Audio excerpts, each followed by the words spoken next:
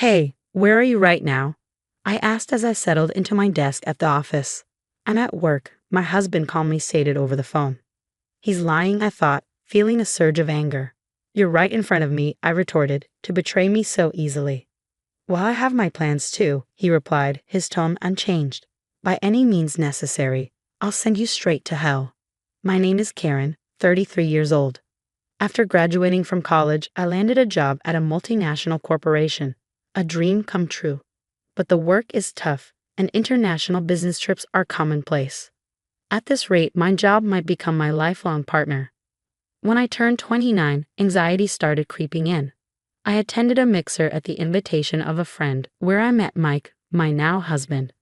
Unlike me, Mike works a regular 9-to-5 job and doesn't travel for work. That difference inevitably led to me earning more than him. After dating for a year, as marriage became a real possibility, Mike expressed his doubts. Karen, can I really make you happy as things stand right now? Why would you think that? I replied. Because I earn less. It's kind of, he hesitated. I don't mind it at all. I'm with you because I love you, Mike. I feel the same way, I reassured him. But are you really okay with me? With a look of uncertainty on his face, Mike looked at me. Even his doubtful expression seemed endearing. I want you, Mike. It's you I love, not anyone else. Thank you, he said, relief washing over him. I want to be with you too. A month later, he officially proposed, and that fall, we had a beautiful chapel wedding. Despite my hectic work schedule, I felt incredibly happy. Almost 2 years had passed since then, without any issues. We were leading a peaceful married life. Considering our age, it was about time we started thinking about having children. That's what I was starting to think one day when I got home from work and Mike was nowhere to be found. Mike? I called out, searching the house. His shoes were missing, and there were no messages on my phone. Panic started to rise within me. Had something happened to him? Dialing his number, I held the phone to my ear, hoping for the best. On the third ring, his carefree voice answered, "Hello. Mike, are you okay?" I asked, relieved. "Yeah, I'm okay," he replied. "Just got home from work." "But you weren't here," I said, confusion evident in my voice. There were no messages. I was worried. "Sorry, I have to work overtime today," he explained.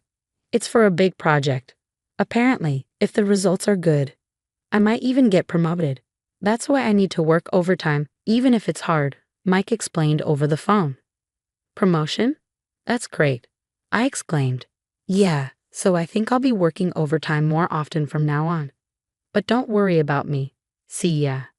Wait a minute, Mike." I tried to interject, but he hung up without responding. Despite his unilateral attitude, I felt happier than anything. So Mike finally has a chance for a promotion. He was always concerned about the difference in our incomes. I hope this gives him some confidence. Of course, I have no complaints about his current salary. At least as long as we both keep working, we won't face any hardships. However, if his income increases, it would bring even more comfort to our lives, especially considering the possibility of children in the future. A promotion for him would be more than welcome. Since that day, he stopped coming home at the usual time. Even his days off became work days and our time together decreased. When I come home from work, Mike is not there. Even on the rare days off, he's not home. This was lonelier than I had imagined. However, his future promotion is on the line. I wish he would come home early once in a while and want to spend the day off together. Just relax, sing. If I prioritize these feelings of mine, it would be a nuisance to him. Considering this, I could not possibly confront him. So I decided to immerse myself more in my work to drown out the loneliness. I also have an overseas business trip planned soon, so I'll work just as hard as he does. After all, even if I go home early, he won't be there. Thinking this, my overtime increased as well. But as the time spent with him decreased, my heart reached its limit. I don't think I can bear anymore. Knowing that it might be a burden for him, I decided to express my feelings. "Welcome home, Mike. I have something I want to talk about," I said to my husband when he returned from work that night. "Talk about? Does it have to be today?" "I'm pretty tired," he replied, catching me off guard. Unable to find the right words, I hesitated. But there was no point in giving up now. "I'm sorry, but it's something I really want to discuss," I insisted. "If you have something to say it quickly. I need to sleep early for tomorrow's work, he retorted, sounding irritated. Tomorrow is Saturday. Are you going in on your day off again? Sometimes you should relax at home, I urged gently. Ah, enough already. You're nagging. I'm busy, don't you get it? He snapped. Is it fun for you to bother me? He continued, his tone growing harsher. That's not what I meant. Please stop bothering me. Don't you realize how crucial this period is for me? He added, his frustration evident.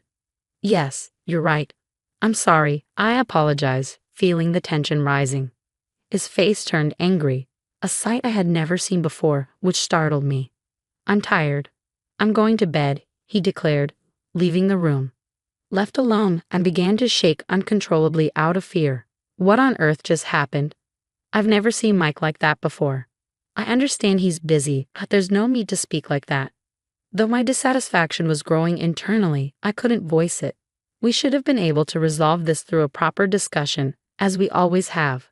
But I was too afraid to express my true feelings to him at that moment. As the days for my overseas business trip were approaching, I had been working late, and on this particular day, I ended up leaving work particularly late and hurried to the train station. Unfortunately, the train was delayed. The chances were slim, but Mike might have gotten home before me. Thinking so, I decided to hail a taxi. Excuse me, could you take me to this address, please? I asked the driver, handing him the address of my apartment. The car started moving. During the ride home, I didn't have the energy to look at my phone, so I blankly gazed out at the scenery. Stop the car, please. Before I knew it, I found myself shouting at the driver. I opened my eyes wide and reconfirmed the scene outside the car window. That's when I saw it. Across the pedestrian walkway, Mike was walking with a woman I didn't recognize. You've got to be kidding me, Mike. Weren't you supposed to be busy with work? Why are you here with another woman? Questions about my husband flooded my mind. I wanted to believe it was a mistake, but everything matched. His clothes, his height. It was blatantly clear. They were exchanging a kiss on the pedestrian path. Next thing I knew, I had my phone out, filming them as evidence of his infidelity. They continued walking arm in arm. As I was capturing the entire scene, the driver asked, "Ma'am?" His voice snapped me back to reality, and I quickly stopped recording. When I arrived home, sure enough, Mike wasn't there yet. I called him, wanting to get the truth. Only the ringing sound of the call echoed emptily from my smartphone. After a few attempts, he finally answered, "Don't keep calling me over and over. You should know I can't answer it if I'm not picking up, right?" "I'm sorry, but there's something I want to ask you," I began tentatively. "I'm working overtime." "I'm sorry, but could we talk later?" Mike interrupted, his voice strained with exhaustion. "Overtime? You don't mean cheating, do you?" I blurted out, my heart racing. "What?" There was a pause, then I heard his voice, filled with anger. After a while, he let out a disgruntled sigh. "Enough of this. How can you say such a thing to your husband who's tired from work? Forget it. I'm not coming home tonight," he declared before hanging up abruptly. Judging by his reaction, it seemed like his affair was confirmed. A strange emotion, neither anger nor sadness, welled up within me. So he was really cheating on me. "We have to talk about this. Things can't continue as they are," I muttered to myself. True to his word, Mike didn't come home that night. From the following day, he'd come home, but there would be no conversation, let alone discussion. In the end, the day of my business trip arrived. First, this time, it's a 2-week trip overseas. On the morning of my departure, as I was wondering how to address Mike, he started talking to me first. "Karen, you're leaving for a business trip today, right? Be careful, okay?" he said, his tone surprisingly gentle. "Huh? Oh yes, thank you, but 2 weeks is such a long time. You often go on these trips, but I still can't get used to it. And it feels lonely," I admitted hesitantly. "Lonely? Do you really feel that way?" he asked, sounding genuinely surprised. "Of course, we've been awkward around each other recently, right? I want to clear up our misunderstandings, so let's have a nice dinner when you get back." There's no way things can work out so conveniently. He's just trying to cover up the fact that he's been cheating, spouting nonsense. I thought to myself, feeling conflicted. Anyone with a bit of thought should be able to see through it. But for some reason, I chose to believe his words. At the time, I hadn't thought that my love for him had completely cooled off after our strained relationship recently. but it seems I can't truly hate him from the bottom of my heart. Did I mistake what I saw the other day? His smile, which I hadn't seen in a long time, was so endearing that it made me have such an illusion. I simply told him, let's have a proper talk when I get back, and left the house.